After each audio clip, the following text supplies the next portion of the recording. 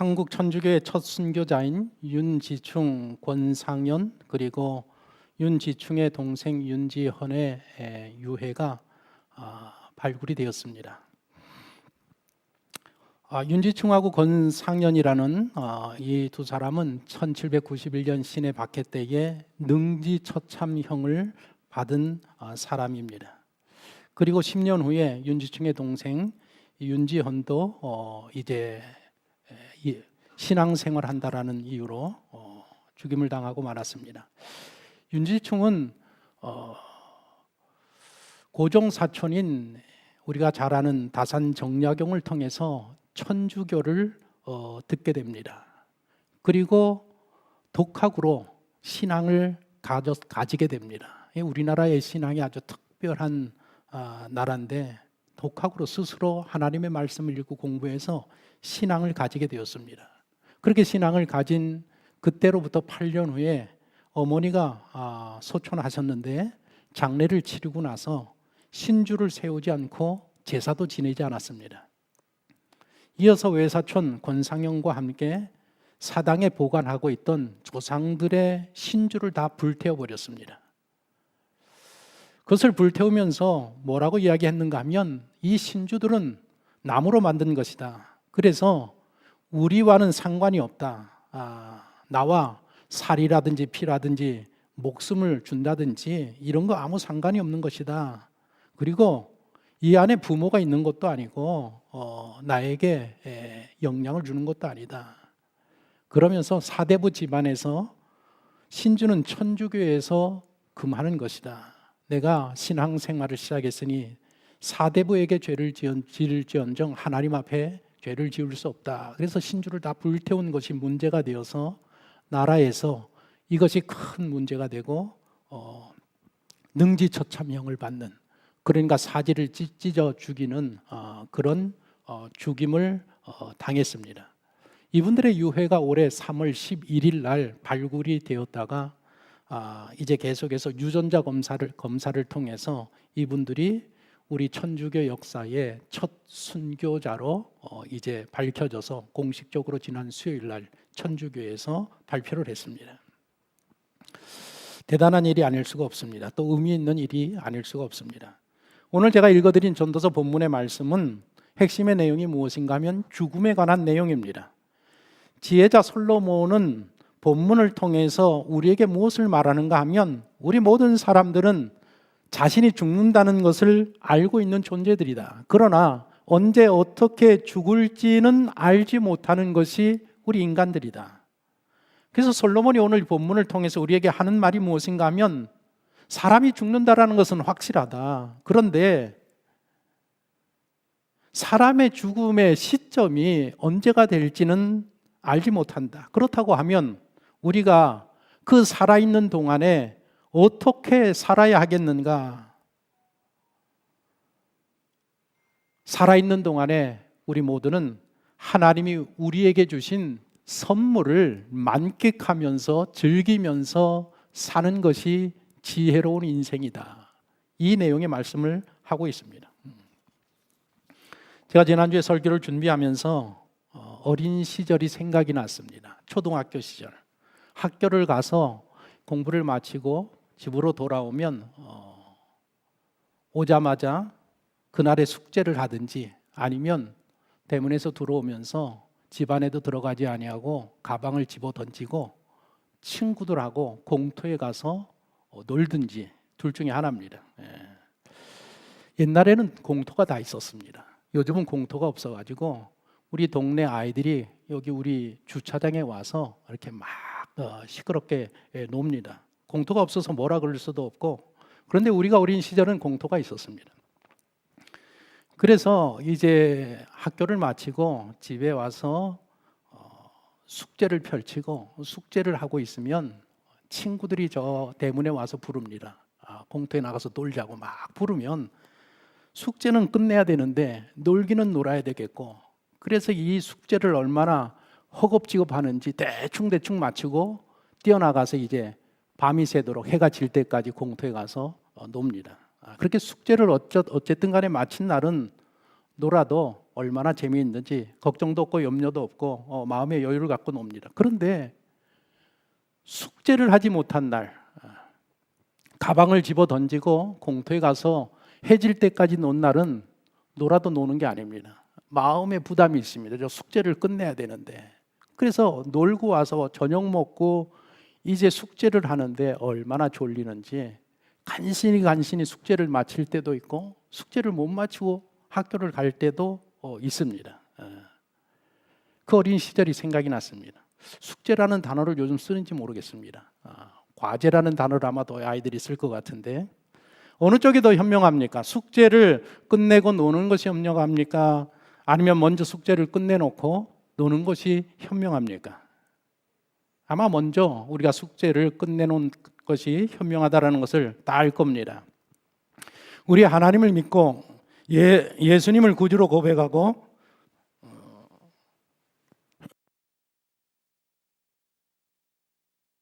하는 사람들은 숙제를 마친 사람들입니다.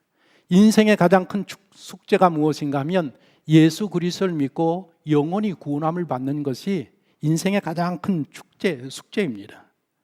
우리 크리스찬들은 인생의 가장 큰 숙제를 끝낸 사람들입니다.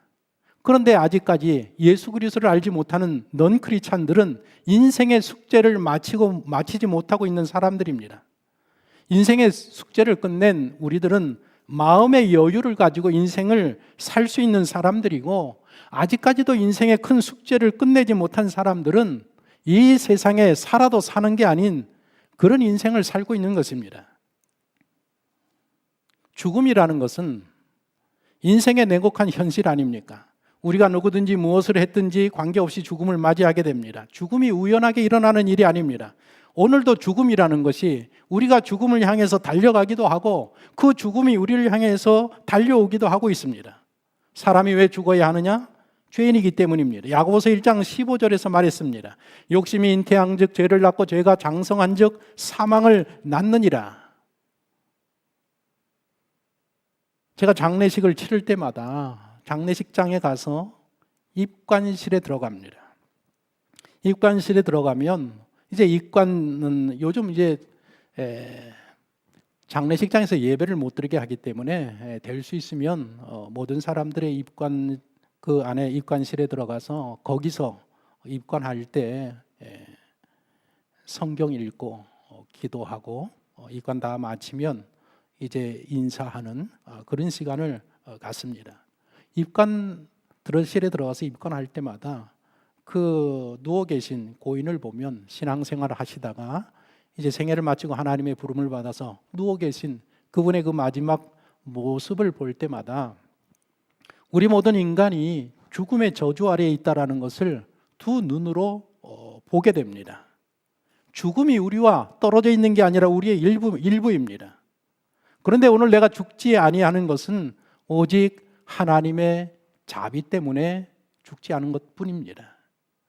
우리 인생은 태어나는 순간부터 죽음을 향해서 질주하고 있습니다. 자신이 죽는다는 것을 아는 사람, 그러나 언제 죽을지 알지 못하는 사람, 우리는 그런 존재인데 그런 존재라고 하면 우리는 죽을 때까지 이 남은 생애를 어떻게 살아야 하는가? 솔로몬이 우리에게 답을 주고 있습니다. 이 세상에 살아있는 동안에 해 아래서라는 단어는 우리가 살아있는 이 세상을 말합니다.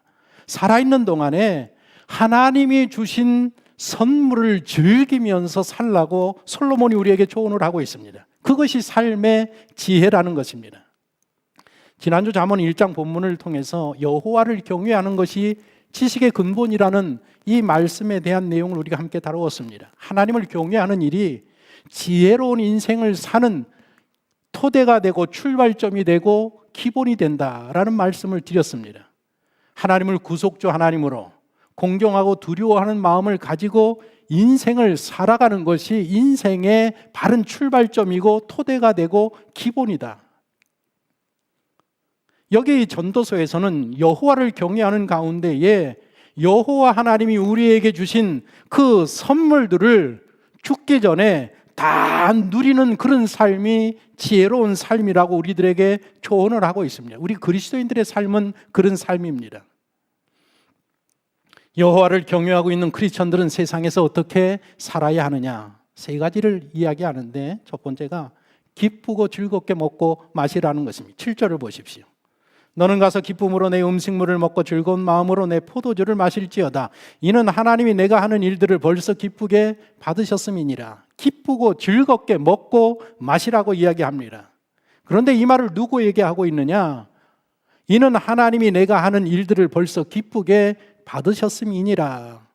하나님께서 인정하는 사람, 의인이라 칭하는 사람들, 예수님을 구주로 고백한 사람들, 영원히 구원함을 받은 사람들, 인생의 숙제를 이미 끝낸 크리스천들에게 하는 말이라는 것입니다.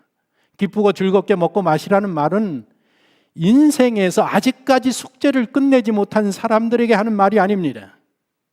숙제를 우리는 끝냈기 때문에 마음의 여유를 가지고 하나님이 부르시는 천국에 가는 그날까지 기쁘고 즐겁게 먹고 마시는 인생을 살라라고 이야기하고 있습니다.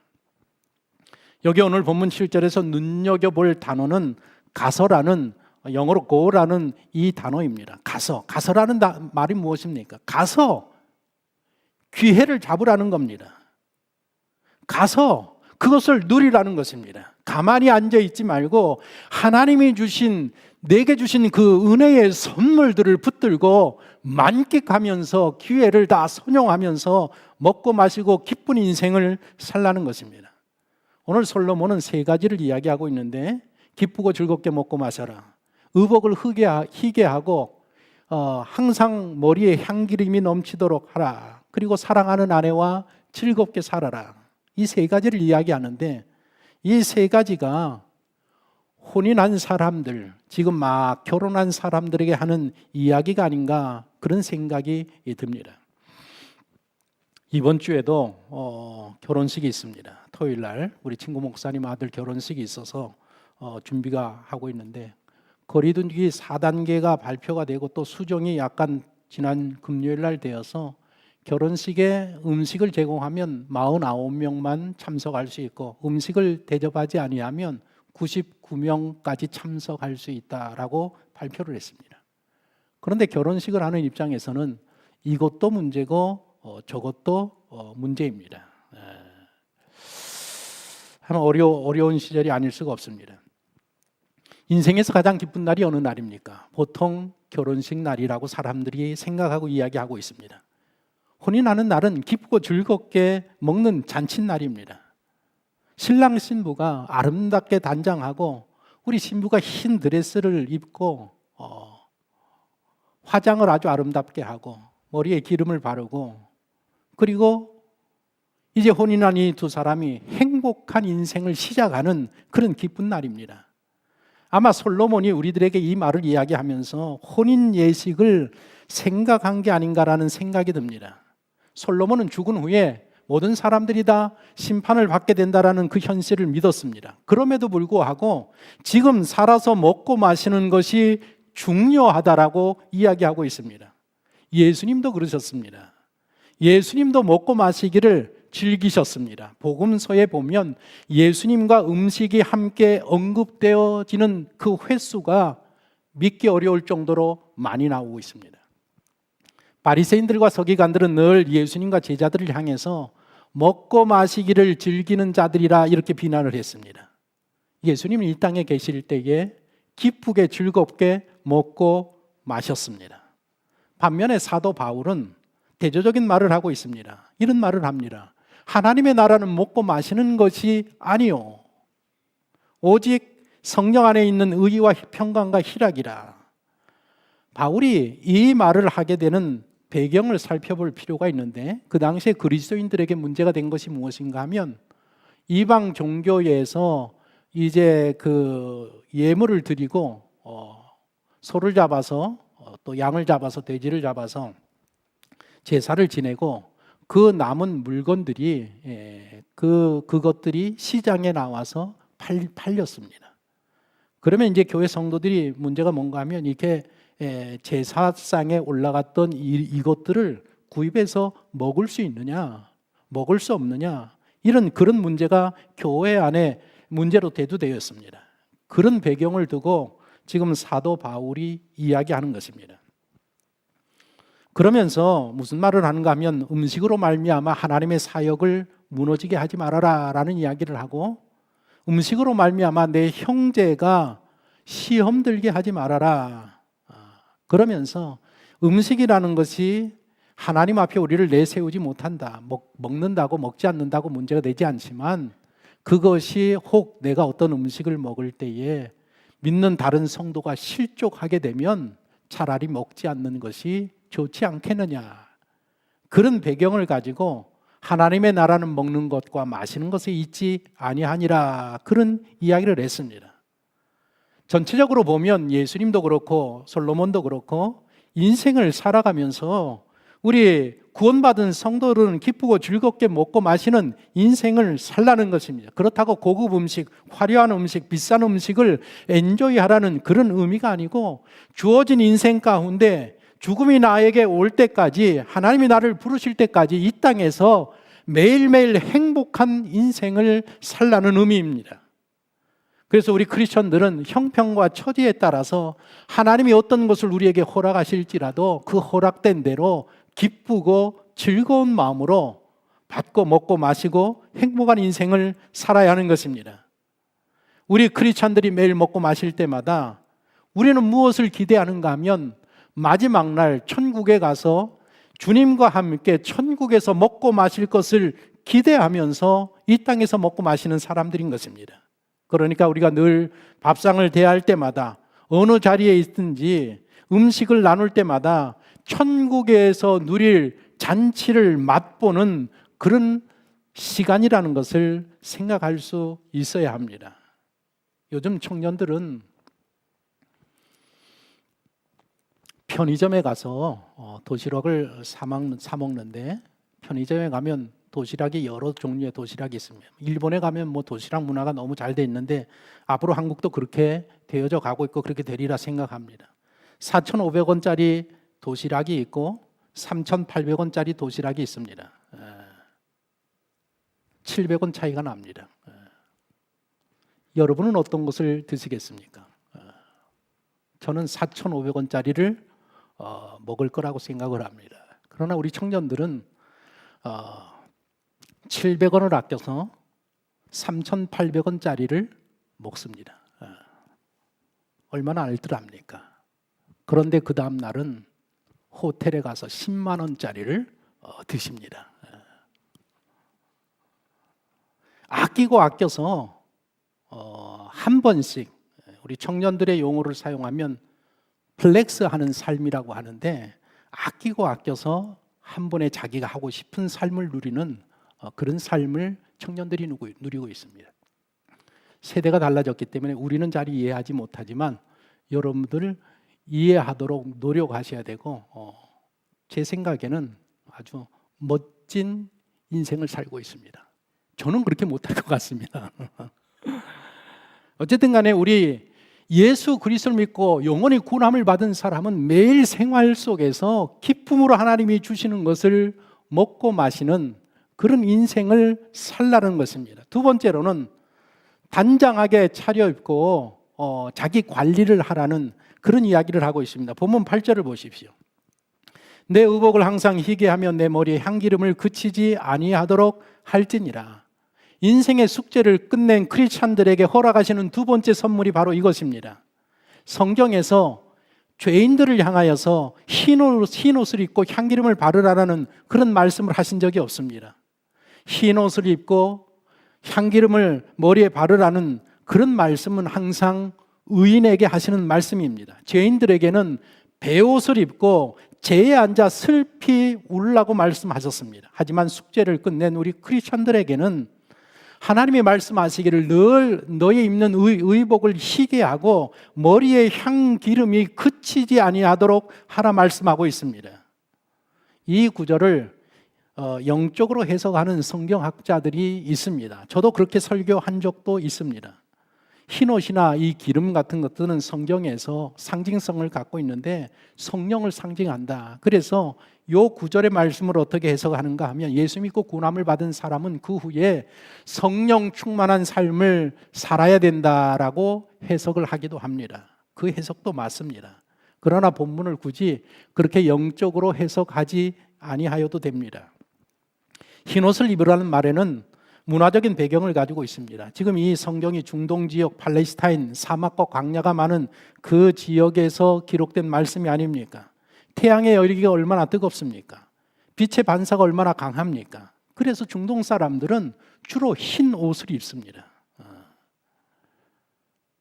의복을 희게 하고 머리에 향기름을 바르라는 것은 화려하고 고급스러운 명품 옷이나 고급 화장품을 사용하라는 그런 말은 아니고, 단정하게 자기의 외모를 관리하고 피부를 관리하고 자기를 관리하는 그런 삶을 뜻하는 의미가 담겨져 있는 조언입니다.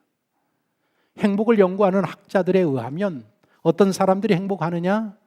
50%는 이미 그 사람의 성격으로 결정이 된다는 것입니다. 어떤 사람이 더 행복한 삶을 누리느냐? 낙천적인 성격을 가진 사람들, 외향적인 성격을 가진 사람들, 그리고 자신을 사랑하는 성격을 가진 사람들이 그렇지 않은 사람들보다 더 인생을 행복하게 산다라는 것입니다. 연구 결과이기 때문에 신뢰할 수 있는 그런 말입니다. 자기를 관리하라 말입니다. 자기를 관리하는 사람이 인생을 더 행복하게 삶을 살고 누릴 수 있다. 또다시 청년들 이야기하면 청년들의 소비 트렌드는 선택과 집중이라고 이야기하고 있습니다. 비싼 거 하나 사는 대신에 나머지는 싼 물건들을 구입을 합니다.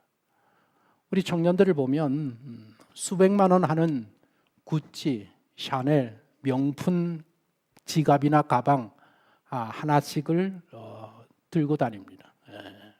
여러 가지 생각이 있겠지만 그 돈 없는데도 수백만 원짜리 척척 사는 거 보면 얼마나 놀랍습니까? 그런데 그렇게 비싼 거 하나 사지만, 그거 하나 메고 다니지만 입는 옷은 가장 싸구려 옷, 그런 옷들을 입고 다닌다라는 것입니다. 두 번째 우리들에게 이야기하는 것은 무엇인가 하면, 예수 믿고 구원을 얻은 사람들은 자신을 관리하는 삶을 살아야 된다. 자신을 돌보면서 단정한 그런 삶의 모습을 보여주며 인생을 즐길 줄 아는 자가 되어야 된다라는 조언을 하고 있습니다. 그리고 세 번째로는 아내와 함께 즐겁게 살라는 것입니다. 9절을 보십시오. 내 헛된 평생의 모든 날, 곧 하나님이 해 아래에서 내게 주신 모든 헛된 날에 내가 사랑하는 아내와 함께 즐겁게 살지어다. 그것이 내가 평생에 해 아래에서 수고하고 얻은 내 몫이니라. 이 세상에서 사는 동안에 사랑하는 아내와 즐겁게 살라. 누구와 즐겁게 살라고 했는가 하면 사랑하는 아내와 함께 살라고 했습니다. 그러면서 사랑하는 아내를 어떻게 얻었느냐? 해 아래서, 이 땅에서 평생의 수고에서 얻은 사람이 바로 아내라는 것입니다. 아내와 남편을 얻는 것이 그렇게 쉽지 않습니다. 얼마나 많이 노력해야 됩니까? 그렇게 해서 사랑해서 얻은 아내, 남녀가 만나서 혼인을 하게 되는데 혼인을 결정하게 되는 사람들에게 물어보면 모든 공통적인 이야기가 뭔가 하면, 내가 이 사람을 너무 사랑해서 헤어지기가 아쉽고 한시라도 떨어질 수 없을 정도로 사랑하기 때문에 우리는 결혼합니다. 그런 이야기들을 보통 합니다. 이거는 옛날 아재 개그인데요, 우리 때에 해당되는 이야기인데 아마 다 한 번쯤은 들어보셨을 겁니다. 60대 아내가 동창회에 가서 친구들을 만나고 집에 돌아왔는데 얼굴이 좋지 않습니다. 그래서 남편이, 아니 당신 왜 오늘 동창회 가서 얼굴이 그러냐, 당신이 뭐 돈이 없느냐, 당신이 뭐 다이아가 없느냐, 당신이 뭐 밍크코트가 없느냐, 왜 그러느냐. 아내가 뭐라고 했다고 합니까? 가보니까 나만 남편이 있더라. 행복한 결혼 생활을 바라지 않는 사람은 없지만 갈수록 이혼하는 부부가 늘어나고 있습니다. 그런데 하나님께서 우리 영원히 구원함을 받은 성도들, 가정들에게 하는 이야기가 뭔가 하면, 사랑하는 배우자와 함께 행복한 인생을 살라는 것입니다. 행복학을 연구하는 학자들의 연구에 의하면 행복하게 사는 가정, 행복한 부부들의 공통적인 부분들은 무엇인가 하면 그 사람들은 주로 함께 살면서 함께 지내면서 두 사람이 좋았던 시간, 즐거웠던 순간들을 많이 회상하고 기억한다라는 것입니다. 부정적인 그런 일들이 아니라 긍정적인 일들에 더 많이 반응하고 더 많이 생각하고 더 많이 공유하는 사람들이 행복한 부부로서 살고 있다라는 조사 결과를 발표했습니다. 그래서 그 교수들이 조언하는 게 무엇인가 하면 배우자가 사랑의 표현을 할 때마다 상대방 배우자는 적극적으로 거기에 반응할 줄 알아야 행복한 가정을 이룰 수 있다. 그리고 서로가 내가 당신을 사랑한다라는 그 사랑을 표현할 수 있는, 나타낼 수 있는 기회를 많이 만들어야 된다. 그리고 나보다 먼저 상대방이 기뻐할 것이 무엇인가를 먼저 생각하는 삶을 살아야 된다. 이런 이야기들을 제시하고 있습니다. 뱃삼의 무초라는 노래가 있습니다. 젊은 친구들은 모르겠지만 나이 드신 분들은 뱃삼의 무초라는 노래를 너무나도 잘 알 겁니다. 1940년도에 멕시코의 벨라스케스라는 이 작곡가가 만든 노래인데 한때 굉장히 유행했던 노래입니다. 근데 이 뱃삼의 무초라는 이 말의 뜻이 무엇인가 하면 Kiss me much라는, 내게 키스를 많이 해주세요라는 의미가 뱃삼의 무초입니다.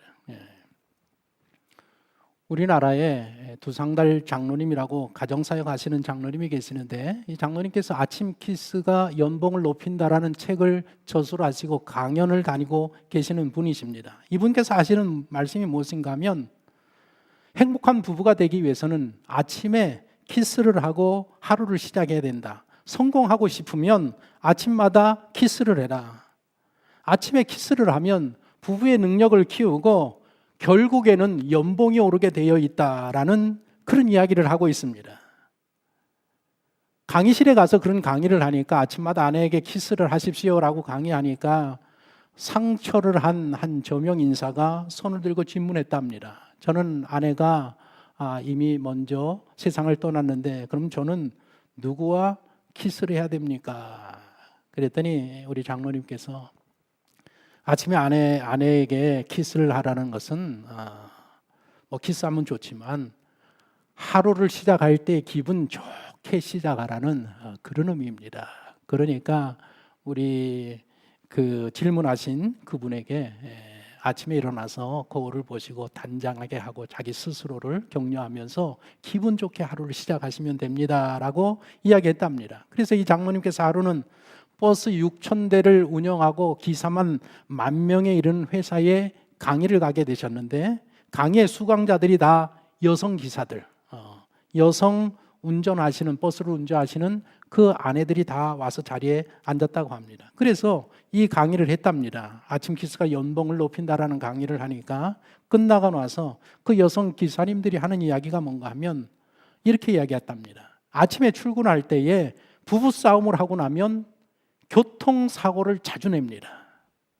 아침에 부부싸움을 하면 과속을 하게 되고 승객들에게 불친절하게 돼서 민원을 계속 받게 됩니다. 말다툼하고 출근한 날은 종일 일할 기분이 나지 않습니다.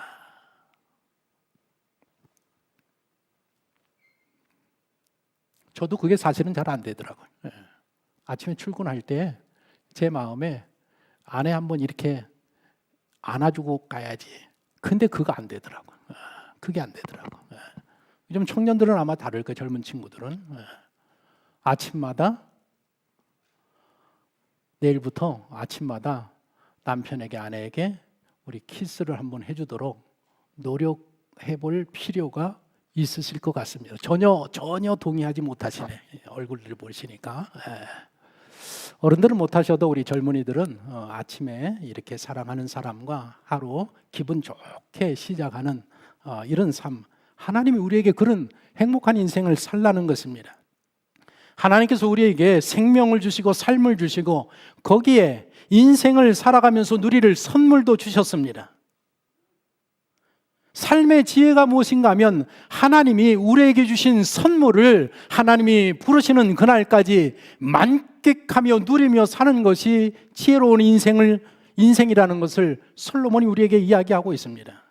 그런데 하나님이 허락하신 이런 복된 인생을 온전히 누리기 위해서 필요한 한 가지가 있는데 그것이 무엇이냐? 10절 말씀입니다. 보십시오.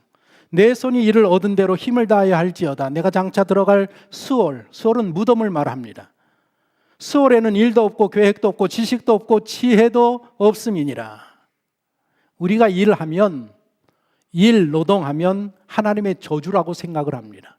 왜냐하면 노동 일하면 가장 먼저 떠오르는 구절이 창세기 3장의 말씀입니다. 창세기 3장 17절, 18절, 19절에 보면 선악과를 따먹고 난 후에 너는 평생에 수고하여야 하리라, 그런 말이 있고 땀을 흘려야 먹을 게 될 것이다, 이런 말씀들이 머리에 생각이 나면서 노동 일하면 이것은 아담의 타락 이후에 인간이 받은 형벌이다라는 생각을 하게 됩니다. 그러나 그렇지 않습니다.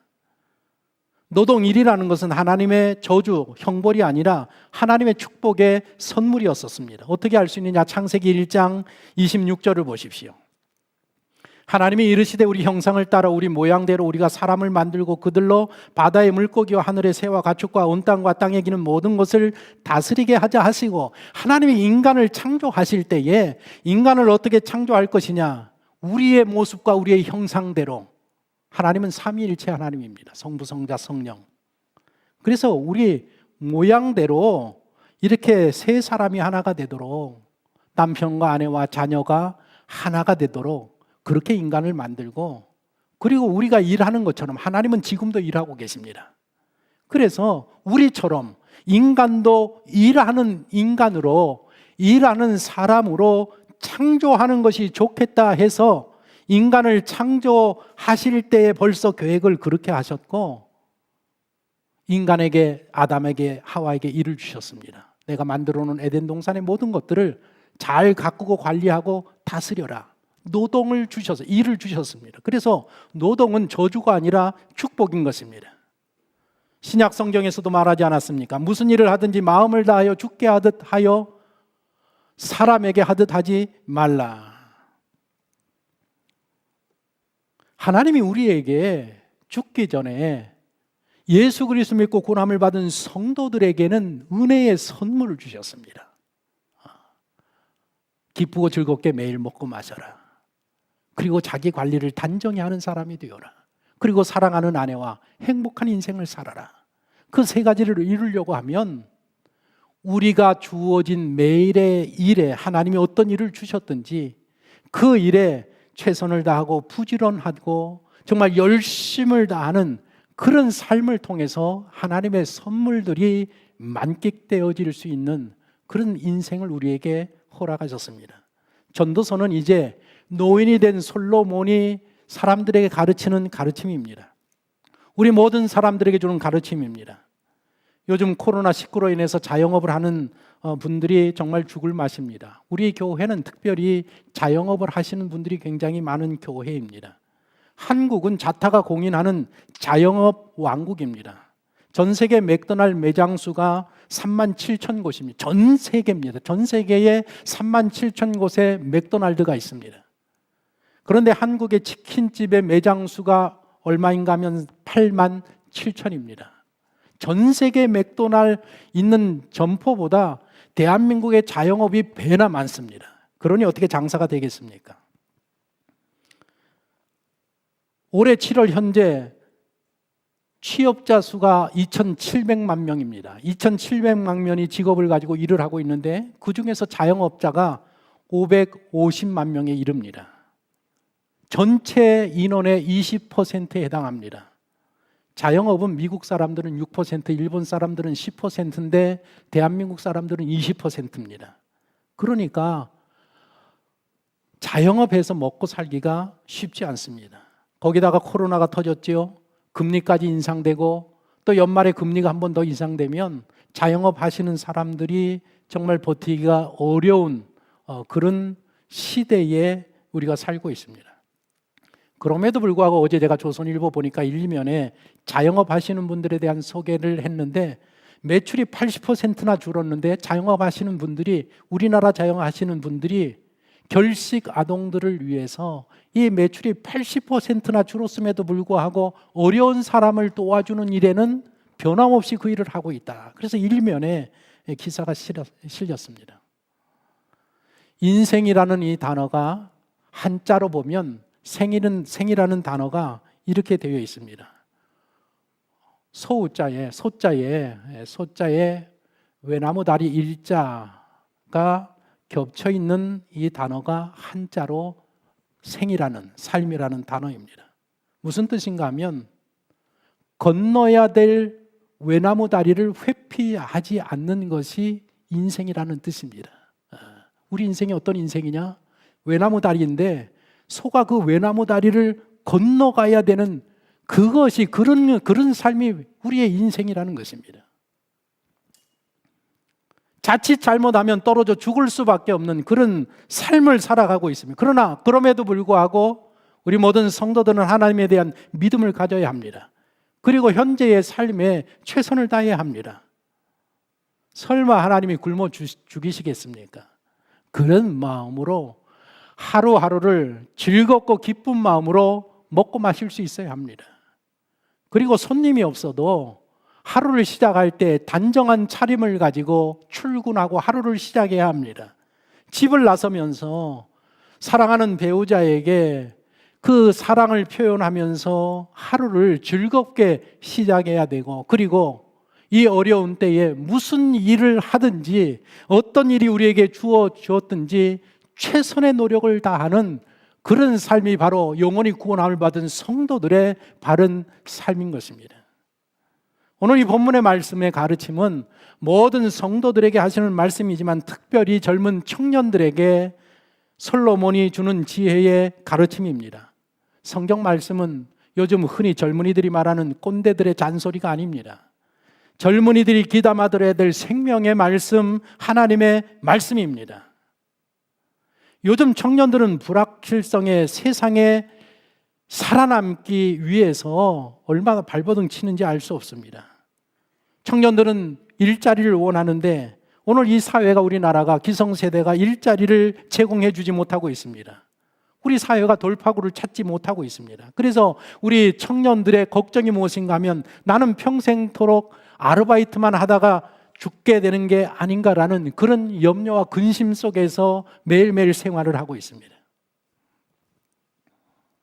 이번에 글로벌 쉐이퍼 커뮤니티라는 그런 커뮤니티에서 세계 경제 포럼을 이루어가는 그런 단체의 이분이, 클라우스라는 이분이 회장입니다. 이분이 회장인데 이분께서 무슨 글을 기고했는가 하면 2차 세계대전 이후에 이 세상이 경제 발전하고 민주주의가 발전을 했다. 그래서 이게 불을 쌓게 됐는데 이게 역기능들이 무엇이 나타나는가 하면 불평등한 그런 모습들, 사회의 불화들, 기후의 변화들, 양극화들, 이런 것들을 이 세상에 초래하게 되었다.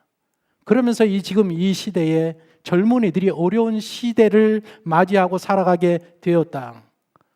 지난 10년 동안 이 회장께서 전 세계 450개의 도시에 20, 30대의 젊은 청년들과 함께 구성이 되어서 그 글로벌 쉐이퍼 커뮤니티라는 그곳에서 이제 함께 일을 하면서 세계 곳곳에 다니면서 일을 하면서 이 청년들과 함께 활동을 하고 계신 분입니다.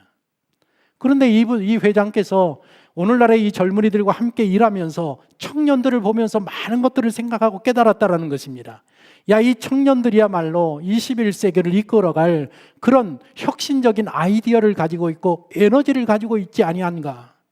그러면서 요즘 청년들의 사고에 대해서 이야기를 했는데 요즘 청년들은 어떤 생각을 하는가 하면 정치, 경제, 사회 시스템에 대해서 오늘날 청년들은 기존의 이런 모든 것들을 신뢰하지 않는다라는 것입니다.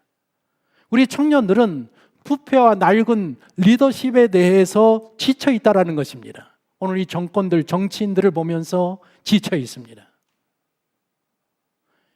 정부가 시민활동가들 그리고 외국의 경우에 유색 인종들을 이제 감시하고 강경적으로 진압하면서 내 개인의 안전이 위협받고 있다라는 그런 불안한 생각을 가지고 있다는 것입니다. 그래서 요즘 청년들은 사람보다 인간보다 인공지능 시스템들을 더 신뢰하고 있다라는 이야기를 합니다. 청년들이 원하는 것이 무엇인가? 우리 사회에 투명한 사회가 되기를 원하고, 책임성 있는 사회가 되기를 원하고, 신뢰할 수 있는 사회가 되기를 청년들이 원하고 있다는 것입니다. 그런데 이 클라우스 회장이 그런 이야기를 쭉 하면서 청년들에게 하는 이야기가 뭔가 하면, 이 세상이, 이 사회가 그러하다고 할지라도 청년들은 절망하지 말고 위기에 맞서 행동해야 된다, 변화의 중심에 서는 자들이 돼야 된다라는 조언을 하고 있습니다. 그렇습니다. 클라우스 회장 말처럼 청년들은 이런 사회에 있을지라도 절망하지 말고 위기에 맞서서 행동해야 되고, 세상 변화 중심에 서 있어야 합니다. 그러기 위해서는 하나님의 말씀에 귀를 기울여야 합니다.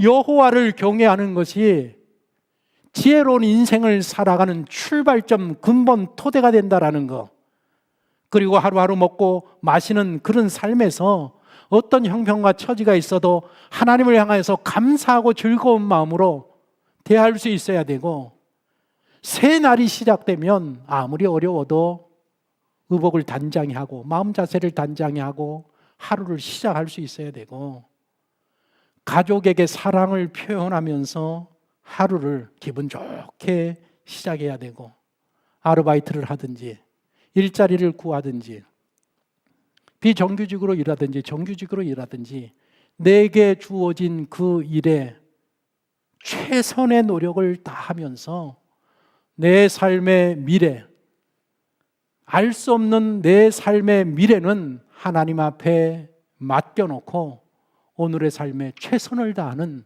청년들이 되어야 된다는 것이 오늘 솔로몬이 우리 모두에게 주시는 교훈이고 가르침인 것입니다. 예수 그리스도를 믿고 구원함을 받은 사람은 인생의 큰 숙제를 이미 다 끝낸 사람들입니다. 여유 있게 사셔도 됩니다. 환경과 여건에 따라서 불안해하지 말고 하나님이 나와 함께 하신다라는 생각을 가지고 오늘 솔로몬이 우리에게 주신 교훈을 가슴에 담고 이 한 주간도 주와 함께 동행하는 복된 신앙의 삶을 사는 성도가 되시기를 예수 그리스도의 이름으로 축원합니다.